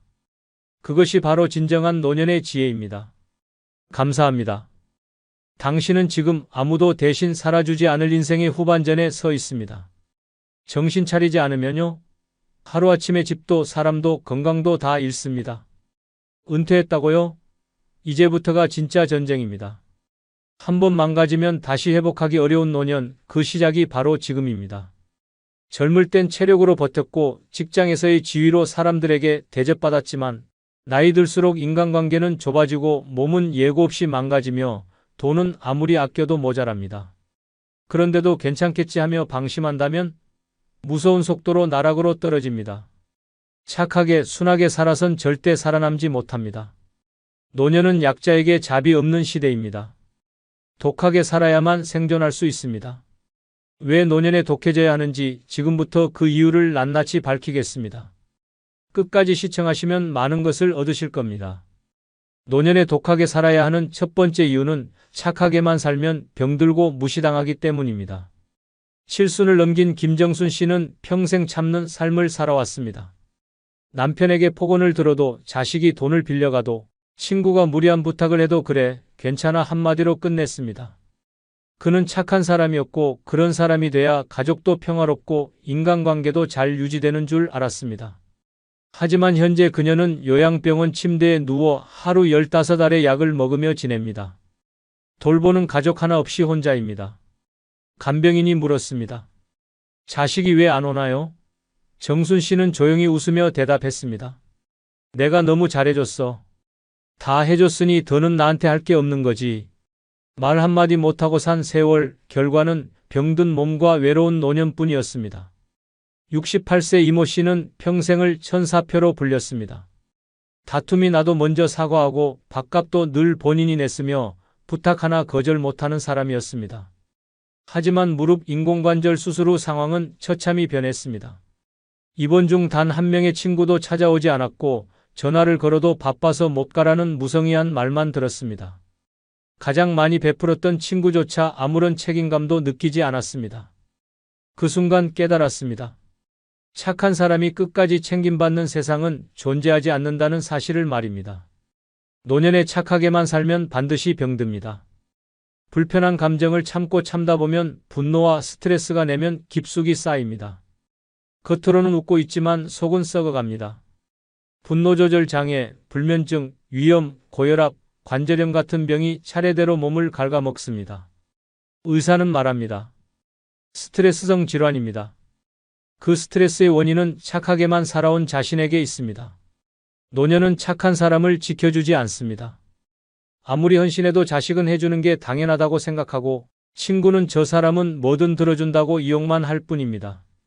고마움을 기대했다면 착각입니다. 착한 사람은 주변 사람에게 편리한 도구일 뿐 존중받는 존재가 아닙니다. 그래서 착하게만 산 사람은 외면당하고 결국 병원에서 쓰러져 봐야 세상이 얼마나 냉정한지 깨닫게 됩니다. 현실은 무섭도록 잔인합니다. 예의 바른 어른은 환영받지 않습니다. 오히려 귀찮다, 잔소리 많다, 눈치 보이게 한다는 뒷말만 듣게 됩니다. 말 한마디 하지 못하고 불편한 상황에서도 웃으며 참고 넘어가면 그 모습은 존경이 아닌 무시로 돌아옵니다. 저 사람은 아무 말 못해. 그냥 쓰고 버려도 돼. 이것이 사람들이 착한 노인을 대하는 진짜 방식입니다. 이제는 바뀌어야 합니다. 거절할 줄 알아야 하고 자기 의사를 분명히 해야 합니다. 몸이 아프면 아프다고 말해야 하고 싫은 건 싫다고 외칠 수 있어야 존중받습니다. 착하게만 살던 시절은 끝났습니다. 지금은 독하게 살아야 하는 시대입니다. 내 건강을 지키고 내 권리를 지키고 내 삶을 방어하는 게 독함입니다. 그리고 그 독함이야말로 당신을 병에서, 무시해서, 외로움에서 구해낼 유일한 무기입니다. 노년엔 더 이상 좋은 사람일 필요가 없습니다. 이제는 존중받는 사람이 되어야 합니다. 그리고 그 시작은 착함을 버리고 독함을 선택하는 데서 시작됩니다. 당신의 인생은 아직 끝나지 않았습니다. 이제부터라도 단단하고 냉정하게 살아야 합니다. 그래야 버틸 수 있고 그래야 살아남을 수 있습니다. 두 번째 이유는 돈이 없으면 인간 취급을 받지 못하기 때문입니다. 칠순을 넘긴 박영호 씨는 평생 성실히 일하며 세 자녀를 모두 대학에 보냈습니다. 노후를 대비해 월세 수입이 나오는 작은 건물까지 마련했습니다. 하지만 몇 해 전 사업이 어려워진 둘째 아들이 건물을 담보로 대출을 받아 쓰게 해달라 했고 박 씨는 망설임 없이 허락했습니다. 결과는 끔찍했습니다. 아들은 결국 대출금을 갚지 못했고 건물은 경매에 넘어갔습니다. 그 후부터 자식들의 태도는 극적으로 달라졌습니다. 설날에도 찾아오지 않고 병원 갈 일이 있어 연락을 해도 바빠서 안 된다는 말만 돌아왔습니다. 그는 말합니다. 돈 있을 땐 매일 전화하더니 건물 팔리고 나선 전화 한 통 없다. 가족이 아니라 돈이 필요했던 거야. 또 다른 사례, 73세 윤말순 씨는 남편과 함께 평생을 전략하며 살았습니다. 노후를 대비해 적금과 보험으로 꽤나 단단한 재정 상태를 유지했습니다. 주변 이웃과 가족도 그녀를 늘 인품 좋은 어른으로 대했습니다. 그러던 중 치매가 의심되는 초기 증상이 나타나 병원 치료를 시작했고 치료비와 요양비로 목돈이 들기 시작하자 분위기가 바뀌었습니다. 며느리는 이제 그만 병원 좀 덜 다니시면 안 되냐며 눈치를 주기 시작했고 손주는 할머니는 돈만 쓰고 우리한텐 남는 게 없네라고 말했습니다. 그녀는 말없이 웃었지만 내심 그 말이 가슴을 도려냈습니다. 돈이 줄자 인간 취급도 줄어든 것입니다. 노년에 돈이 없으면 사람 대접을 받지 못합니다. 가족도 이웃도 심지어 병원에서도 대하는 태도가 달라집니다. 은퇴 후 수입이 끊기고 재산이 줄어들면 주변의 시선은 차가워지고 말 한마디에도 무시가 담깁니다. 그런 돈도 없어? 병원비 좀 미리 준비하지 그랬어. 이런 말이 평범한 일상에서 쏟아집니다. 돈이 없으면 목소리가 작아지고 존재감도 사라집니다. 눈치 보며 살아야 하는 존재로 전락합니다. 노년의 가장 무서운 적은 질병이 아닙니다. 돈이 없는 상태에서 무시당하는 현실입니다. 작은 부탁을 해도 이 나이에 왜 이런 걸 하세요? 라는 말이 돌아옵니다. 병원 예약이 밀려도 당연하게 느껴지고 관공서에서는 서류 한 장도 쉽게 처리되지 않습니다. 돈이 없으면 기다리라는 말만 듣게 됩니다. 그마저도 친절하지 않습니다. 현실은 냉혹합니다. 돈이 있으면 병원 진료는 VIP급으로 바뀌고 가족은 안부 전화를 먼저 합니다. 손주는 자주 찾아오고 며느리는 웃으며 밥을 챙깁니다. 반대로 돈이 없으면 병원도 가족도 이웃도 한 발짝 물러섭니다. 사람은 안 변해도 돈에 따라 사람의 태도는 바뀝니다. 결국 노인의 인격은 통장 잔고로 결정됩니다. 그래서 노년에는 독하게 살아야 합니다. 자식이 부탁해도 거절할 줄 알아야 하고 내 노후 자산은 철저히 지켜야 합니다. 미안해하지 말고 당당하게 말해야 합니다. 이건 내 돈이고 내 건강이고 내 삶이다. 그 한마디가 노년의 품격을 지킵니다. 돈이 없으면 인간 취급을 못 받는 세상에서 살아남으려면 미련과 감정은 내려놓고 냉정함을 택해야 합니다. 재산을 지키는 건 감정이 아니라 생존입니다. 사람들은 당신의 인격보다 자산을 먼저 평가합니다. 인정하기 싫지만 이것이 진실입니다. 착한 얼굴, 인자한 성격, 헌신적인 태도, 그 어느 것도 돈 앞에서는 소용이 없습니다. 돈이 없으면 평생 베푼 사람도 외면당하고 병든 노인 하나로 취급됩니다. 지금부터라도 독하게 준비해야 합니다. 돈을 철저히 관리하고 함부로 내어주지 말고 마지막까지 나를 위한 무기를 손에 쥐고 있어야 합니다. 그것이 돈입니다. 노년에 독하게 살아야 하는 첫 번째 이유는 돈이 없으면 인간 취급을 받지 못하기 때문입니다. 현실은 아름답지 않습니다. 하지만 현실을 직시하고 단단히 무장한 사람만이 존중받는 노년을 살 수 있습니다. 지금부터라도 정신을 바짝 차리고 당신의 돈과 삶을 지켜야 합니다. 그래야 끝까지 사람 대접받으며 살 수 있습니다. 세 번째 이유는 약해지면 이용당하기 때문입니다. 73세 고미자 씨는 동네에서 마음 약한 할머니로 유명했습니다. 누구 부탁이든 거절하지 못했고 자식들에게는 늘 먼저 용돈을 챙겨주며 나는 괜찮다는 말이 입에 붙었습니다. 그러던 어느 날 둘째 아들이 사업이 힘들다며 신용대출을 부탁했고 보증을 서달라는 말에 아무 말도 못하고 도장을 찍었습니다. 그 결과는 파산이었습니다. 자식은 도산 후 연락을 끊었고 고미자 씨는 노년에 본인 명의의 집까지 경매로 넘기고 월세방으로 쫓겨났습니다. 이웃들은 어떻게 자식이 저럴 수 있냐며 혀를 찼지만 미자 씨는 조용히 말했습니다. 내가 너무 약했어. 거절 한마디만 했어도 안 이랬을 텐데. 또 다른 사례입니다.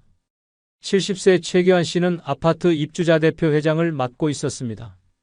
사람 좋기로 소문나서 이웃들의 온갖 민원도 직접 나서서 처리했고 경비원에게도 늘 친절했습니다. 그러나 한 입주민이 쓰레기를 무단 투기하고도 내가 뭐 어쨌냐며 도리어 화를 냈고 심지어 기환 씨를 늙은이라 부르며 조롱했습니다. 동대표직을 내려놓은 후에는 엘리베이터 안에서도 인사를 받아본 적이 없었습니다. 평소에 다 참아주고 웃어 넘겼던 것이 오히려 만만함으로 돌아왔던 것입니다. 약한 사람에게 세상은 자비롭지 않습니다. 오히려 더 집요하게 달려듭니다. 노년에 약해지면 반드시 이용당합니다. 가족, 이웃, 친구 그 누구도 예외가 아닙니다. 자식은 우리 엄마는 거절 못해라는 걸 알고 끝없이 요구합니다. 조금만 도와줘라는 말은 결국 모든 걸 내놔라는 뜻이고 그 요구를 거절하지 못한 사람은 인생 전체를 내어주게 됩니다. 주변 사람도 마찬가지입니다. 친절하면 공짜 노동을 시키고 말이 없으면 이용 대상으로 삼습니다. 착하고 순하고 참기만 하는 사람은 끝없이 빨아먹힐 뿐입니다. 이용은 단번에 일어나지 않습니다. 처음엔 사소한 부탁부터 시작합니다. 쓰레기 좀 버려달라, 병원 좀 같이 가달라, 통장 좀 맡아달라. 그 부탁을 한번 들어주면 다음에는 당연히 해주겠지라는 기대가 붙습니다. 그리고 한 번도 거절하지 못한 사람은 결국 편리한 도구로 전락합니다. 나이가 들수록 사람들은 약한 사람을 피하는 게 아니라 이용하려 듭니다. 왜냐하면 그만큼 만만하고 저항하지 않기 때문입니다. 현실은 무섭습니다. 노인은 약하다는 이유만으로 표적이 됩니다. 보이스피싱도 노인을 노리고 사기도 노인을 우선 공략합니다. 이유는 단순합니다. 거절을 못하고 의심도 못하기 때문입니다. 이런 현실 앞에서 여전히 착하고 순하게 살아야 한다고요? 그러다 인생 통째로 빼앗깁니다. 노년에 살아남으려면 독해져야 합니다. 거절하는 연습부터 시작해야 합니다. 미안하지만 안 됩니다. 이 말 한마디가 당신의 노후를 지켜줍니다. 작은 부탁도 반복되면 습관이 됩니다. 당신이 참을수록 당신을 이용하는 사람은 더 대담해집니다. 참지 말고 말하십시오. 괜찮지 않을 땐 괜찮지 않다고, 하기 싫은 건 못하겠다고, 돈도 없고 시간도 없다고 정확히 말해야 합니다. 당신이 그렇게 하지 않으면 주변은 당신을 도구로만 봅니다. 사람들이 존경하는 어른은 자기 주장이 있는 어른입니다. 거절할 줄 아는 노인, 자기 경계를 지키는 노인, 자신의 권리를 알고 지키는 노인입니다. 나이 들었다고 무시당하는 것이 아니라 약해졌기 때문에 이용당하는 것입니다. 강한 태도가 곧 존중을 이끕니다. 노년은 생존의 시기입니다. 사람 좋은 얼굴로는 살아남을 수 없습니다. 당신의 노후는 착함이 아닌 냉정함과 단호함이 지켜줍니다. 미안해하지 마십시오. 이제부터라도 싫은 건 싫다고 말해야 합니다. 그 말이야말로 당신의 건강, 돈, 자존심을 지켜주는 유일한 방패입니다. 노년에 독하게 살아야 하는 첫 번째 이유는 약해지면 이용당하기 때문입니다. 당신이 참는 만큼 세상은 당신을 이용할 준비를 마칩니다. 이제는 더 이상 착한 사람이 아니라 현명한 사람이 되어야 할 때입니다. 독해지십시오. 그래야 끝까지 살아남습니다. 네 번째 이유는 너무 좋은 사람 되면 등골이 휘기 때문입니다. 72세 백순자 씨는 동네에서 천사 같은 할머니로 통했습니다. 자식이 전화 한 통만 하면 몇 시간이든 버스를 타고 손주를 봐주러 달려갔고, 며느리가 급하게 돈이 좀 필요하다 하면 통장 잔고를 확인도 안 하고 바로 건넸습니다. 내가 안 도와주면 누가 도와주겠어 라는 말이 입에 붙었고, 가족들은 그런 그녀를 당연한 존재로 여겼습니다. 그러던 어느 날 백순자 씨는 허리 통증으로 쓰러졌고 병원에서 허리디스크에 골다공증까지 왔다는 진단을 받았습니다. 간병인이 필요했지만 자식은 바쁘다며 요양보호사 하나 붙여주는 걸로 끝냈습니다. 백 씨는 입원 중 하루도 빠짐없이 손주를 돌봤던 기억을 떠올리며 말없이 눈물을 흘렸습니다. 그땐 가족이었고 지금은 짐이구나. 또 다른 사례. 69세 윤재만 씨는 마을 회관의 해결사로 불렸습니다. 누구네 집 전구가 나가도 무거운 짐이 생겨도 회관 청소가 필요해도 늘 윤 씨가 도맡아 했습니다. 누구 부탁도 거절 못했고 항상 내가 할게요가 입버릇이었습니다. 하지만 무릎 관절염이 심해지고 일을 그만두자 그의 전화는 울리지 않았습니다. 마을 사람들은 요즘 윤 씨는 힘이 없어서 쓸모가 없다며 뒷담화를 했고 누군가는 예전엔 그렇게 잘해주더니 요즘엔 뭐 하나 못 도와준다고까지 말했습니다. 그제야 윤 씨는 깨달았습니다. 자신이 좋은 사람이었던 게 아니라 편리한 사람이었다는 사실을. 노년에 너무 좋은 사람으로 살면 반드시 등골이 휘게 됩니다. 착한 사람, 도와주는 사람, 항상 웃는 사람으로 알려지면 결국 모든 책임과 수고는 그 사람 몫이 됩니다. 주변은 고맙다고 인사 한마디 건네고는 더 많은 걸 기대하며 손을 뻗습니다. 처음에는 소소한 부탁에서 시작되지만 어느새 인생의 무게까지 대신 져야 하는 상황이 됩니다. 도와준 만큼 돌려받을 거란 기대는 환상입니다. 오히려 저 사람은 원래 해주는 사람으로 취급당하고 고마움은 사라지고 당연함만 남습니다. 노년의 등골이 휘는 진짜 이유는 노동이 아닙니다. 끊임없는 헌신, 멈추지 못하는 배려, 무한한 책임감이 원인입니다. 모두에게 잘 보이려 하고 좋은 사람이라는 이미지를 유지하려다 보면 결국 자신의 건강과 삶을 갉아먹게 됩니다. 시간도 돈도 체력도 끝없이 소진됩니다. 누구에게도 싫은 소리 못하고 한 번도 거절 못하고 살면 나중엔 자신이 빈껍데기처럼 느껴지게 됩니다. 특히 가족 안에서 좋은 부모, 좋은 시부모, 좋은 형제자매로 살면 가장 위험합니다. 당신이 모든 걸 감당하는 동안 그들은 아무런 책임도 느끼지 않습니다. 되레 불편함을 느끼면 왜 갑자기 저러냐는 말이 돌아옵니다. 지금은 한마디 말이라도 들어주지만 당신이 더 이상 제공할 게 없어지는 순간 관심도 사라집니다. 당신이 좋은 사람이었던 시간은 그들에게는 편리한 시간이었을 뿐입니다. 이제는 단호해져야 합니다. 더 이상 모든 부탁에 예스하지 마십시오. 당신의 시간과 체력, 돈은 당신을 위해 써야 합니다. 거절해도 괜찮고 조금 불친절해 보여도 괜찮습니다. 노년의 삶은 생존입니다. 웃으며 이용당하지 말고 냉정하게 선을 그어야 합니다. 노년에 독하게 살아야 합니다. 누구에게나 좋은 사람일 필요 없습니다. 당신이 스스로를 지켜야 존중도 따르고 배려도 돌아옵니다. 희생은 존경을 부르지 않습니다. 독하게 선을 긋는 용기만이 무너진 등골을 세우고 무너진 자존심을 되찾게 해줍니다. 노년에 독하게 살아야 하는 네 번째 이유는 너무 좋은 사람 되면 등골이 휘기 때문입니다. 착한 얼굴, 친절한 태도, 다 들어주는 마음은 결국 당신을 고립시키고 병들게 만듭니다. 이제는 당신을 위해 살아야 할 시간입니다. 냉정함이 곧 생존입니다. 다섯 번째 이유는 욕먹을 각오 없이는 절대 지킬 수 없는 게 있기 때문입니다. 68세 나기남 씨는 퇴직 후 가족과 적당히 거리두기를 하며 조용한 노년을 보내고 싶었습니다. 젊은 시절엔 가족을 위해 안 입고 안 쓰고 안 놀며 희생해 왔지만 이제는 본인을 위한 삶을 살고 싶었습니다. 그러나 뜻대로 되지 않았습니다. 둘째 아들이 다니던 직장을 그만두고 창업을 한다며 보증만 서달라고 요청했고 기남 씨는 단호하게 거절했습니다. 결과는 참혹했습니다. 아들은 분노했고 며느리는 대놓고 불편한 기색을 드러냈으며 손주는 갑자기 연락을 끊었습니다. 설날 집에는 아무도 오지 않았습니다. 동네 사람들은 자식이 부탁하는데 그걸 안 들어준다니 너무하네라며 뒷말을 했습니다. 하지만 나기남 씨는 말했습니다. 욕은 먹어도 괜찮다. 인생은 내 거니까. 또 다른 사례. 71세 윤영순 씨는 오랜 친구들과의 여행을 앞두고 있었습니다. 평생 가족에게 헌신했기에 처음으로 자신을 위한 해외여행을 계획한 것이었습니다. 그런데 출발 일주일 전 큰딸이 손주를 맡아달라고 했습니다. 엄마가 해줘야지 누가 해줘? 라는 말에 윤 씨는 깊은 갈등에 빠졌습니다.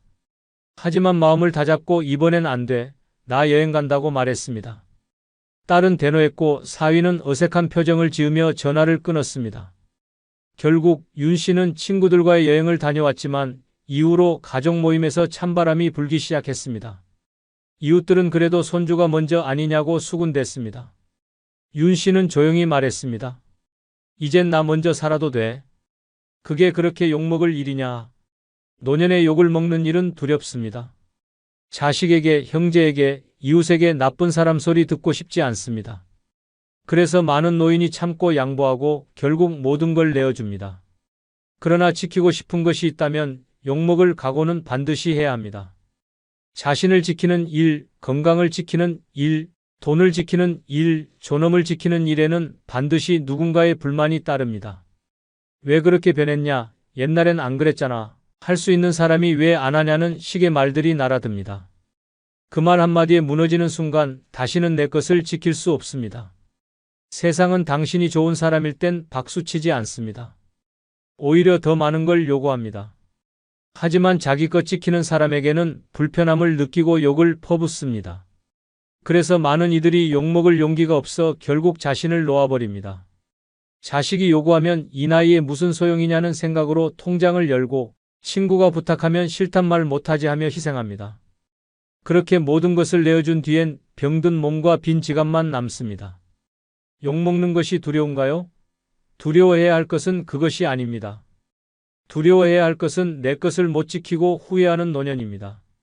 내 건강을 지키겠다는 결심, 내 시간과 돈을 내 마음대로 쓰겠다는 태도, 내 존엄을 끝까지 지키겠다는 의지에는 반드시 반발이 따릅니다. 그 반발을 감당하지 않으면 당신의 삶은 타인의 필요를 위한 도구로 끝나게 됩니다. 노년에 가장 필요한 덕목은 용기입니다. 불편함을 견디는 용기, 욕을 감수하는 용기, 외면을 감내하는 용기입니다. 그 용기가 있어야 진짜 자유를 누릴 수 있고 그 용기가 있어야 존중받을 수 있습니다. 착하고 순한 얼굴로는 아무것도 지킬 수 없습니다. 세상이 원하는 대로만 살아선 결국 나를 버리게 됩니다. 노년에 독하게 살아야 하는 첫 번째 이유는 욕먹을 각오 없이는 절대 지킬 수 없는 게 있기 때문입니다. 욕을 먹는 순간에만 당신은 진짜 자신의 편이 됩니다. 그 욕을 견디는 사람이 결국 자기 삶을 온전히 지켜냅니다. 지금부터라도 누군가를 위한 삶이 아니라 당신 자신을 위한 삶을 살아야 합니다. 그것이야말로 늦지 않은 마지막 선택입니다. 그리고 그 선택은 단호함과 독함 위에서만 가능합니다.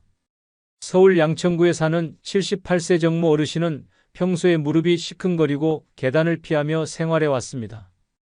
걷는 속도도 느려지고 자꾸 주저앉게 되어 외출을 줄였지만 나이 들면 다 그렇지라며 대수롭지 않게 넘겼습니다.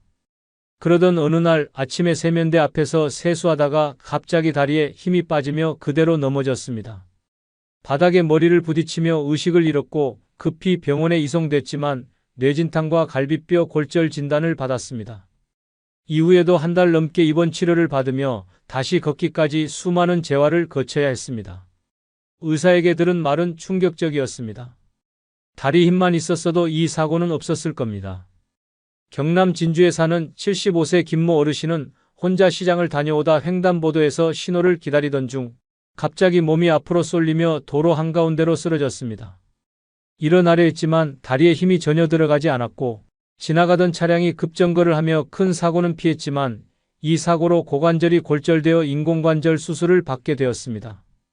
가족들은 그전부터 자꾸 다리에 힘이 없다고 말했는데 왜 그냥 넘겼는지 모르겠다며 안타까워했고 어르신 역시 그때 다리 운동만 조금이라도 했더라면 하고 눈물을 흘리셨습니다.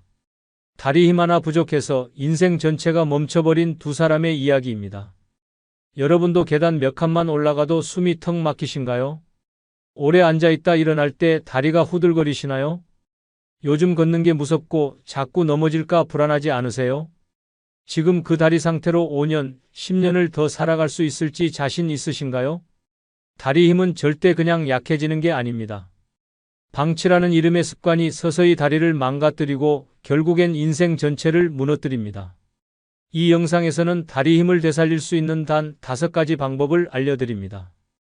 가장 중요한 내용은 끝부분에 있습니다. 절대 중간에 멈추지 마시고 꼭 마지막까지 시청해 주시기 바랍니다. 다리 힘 빠지면 인생도 주저앉습니다. 다리 힘 살리는 5가지 방법 중 첫 번째는 체중 관리를 하면 무릎 부담이 줄어 다리 힘이 생깁니다. 다리 힘이 약해지는데 가장 큰 암살자는 바로 체중입니다. 무릎 관절은 체중의 2배, 때로는 3배 이상의 하중을 견뎌야 하며 그 부담은 생각보다 훨씬 더 처참한 결과를 낳습니다. 체중이 단 1kg 늘어나면 무릎에 가해지는 하중은 최대 3kg까지 증가합니다. 그 말은 체중이 5kg 늘면 무릎은 15kg의 짐을 더 얹고 하루를 살아야 한다는 뜻입니다. 이는 마치 무릎에 벽돌 한 장씩을 매달고 걷는 것과 다름없습니다. 무릎이 아프고 다리에 힘이 빠지는 원인 중 상당수가 이 과도한 체중으로 인한 압사입니다. 특히 노년기에는 근육량은 줄고 대사 기능은 떨어지기 때문에 살이 빠지기도 어렵고 한번 찐 살은 잘 빠지지도 않습니다. 그러나 방치하면 무릎은 소리 없이 부서져 나가고 관절 사이 연골은 마모되어 비명을 지릅니다. 통증은 점점 심해지고 결국 걷는 것 자체를 포기하게 됩니다. 그렇게 되면 다리 근육은 순식간에 줄어들고 더 이상 움직이지 못하는 악순환의 소용돌이에 갇히게 됩니다. 체중 관리가 단순히 보기 좋은 몸매를 위한 것이 아니라 다리의 생명선을 지키는 최우선 조건인 이유입니다. 무서운 통계가 있습니다. 무릎 관절 수술을 받은 65세 이상 여성 환자 10명 중 7명이 과체중 이상이며 이들 중 절반 이상이 퇴행성 관절염 진단을 이미 받고 있었습니다. 관절염의 직접적인 원인 중 하나가 바로 비만입니다. 살이 쪘다고 단순히 보기 싫은 것이 아닙니다. 그것은 다리 파괴자라는 이름표를 단 재앙입니다. 실제로 살을 빼기만 해도 무릎 통증이 절반 이하로 줄었다는 사례가 무수히 많습니다. 하지만 많은 이들이 이 단순하고 명확한 사실을 무시하고 통증이 심해질 때까지 체중을 방치하는 경우가 많습니다. 무릎은 한번 망가지면 되돌릴 수 없습니다. 인공관절 수술을 받아도 예전처럼 걷는 느낌은 되찾기 어렵고 수술 후 통증은 오히려 더 심해지는 경우도 적지 않습니다. 그래서 수술보다 앞서 반드시 필요한 것이 바로 체중 감량입니다. 살을 빼면 다리 근육이 재기능을 하게 되고 무릎에 가해지는 압박이 줄어들어 운동도 수월해집니다. 결국 체중 관리 하나만으로도 다리 힘이 되살아나는 길이 열리는 것입니다. 서울 동작구에 사는 69세 박순자. 어르신은 체중이 83kg까지 늘어나면서 무릎이 퉁퉁 붓고 걷기조차 어려워졌습니다. 계단은 고사하고 마당 한 바퀴 도는 것도 숨이 차서 남편에게 나 이제 못 걷겠다는 말이 입에 붙었다고 합니다. 병원에서는 무릎 연골이 거의 다 닳았다고 했고 수술을 권유받았지만 어르신은 어떻게든 자연스럽게 나아보고 싶었다고 합니다. 그래서 결심한 것이 체중 감량이었습니다. 식단부터 완전히 바꾸고 탄수화물은 절반으로 줄였으며 매일 저녁마다 집 앞 놀이터를 천천히 걷기 시작했습니다. 처음엔 10분만 걸어도 숨이 찼지만 내 다리 힘은 내가 살린다는 각오로 하루도 빠짐없이 실천했습니다. 4개월 만에 무려 11kg를 감량하고 무릎 통증이 거짓말처럼 줄었습니다. 병원에서 무릎 상태를 다시 확인하자 의사가 아니 이건 수술할 무릎이 아닌데요? 라며 놀랐다고 합니다. 어르신은 그날 이후로 병원에 가면 늘 다이어트 자랑을 하셨고 어느 날은 간호사가 어머 다리 예뻐지셨어요 라고 하자 깜짝 놀라며 예쁜 다리 본 게 몇십 년 만인지 몰라요 하며 껄껄 웃었다고 합니다. 그렇게 박순자 어르신은 체중 하나로 인생을 되찾았고 지금은 지역 건강 프로그램에서 다이어트 전도사로 활동하며 다른 어르신들에게도 무릎 지키는 첫걸음은 살 빼는 것이라며 당당히 외치고 계십니다. 두 번째는 작은 언덕을 오르내리는 운동을 하면 다리 힘이 생깁니다. 다리 힘이 빠지면 인생 전체가 무너지는 것처럼 느껴집니다. 계단 몇 칸 오르내리는 것조차 숨이 차고 무릎은 덜덜 떨리고 자리에 앉았다. 일어나는 동작이 두려워지는 순간부터 일상이 고통의 연속이 됩니다. 특히 노년기에는 다리 근력이 곧 삶의 질을 결정하는 가장 중요한 열쇠입니다. 다리가 약해지면 활동 범위가 급격히 좁아지고 외출을 꺼리게 되며 결국 고립감과 우울감이 밀려옵니다.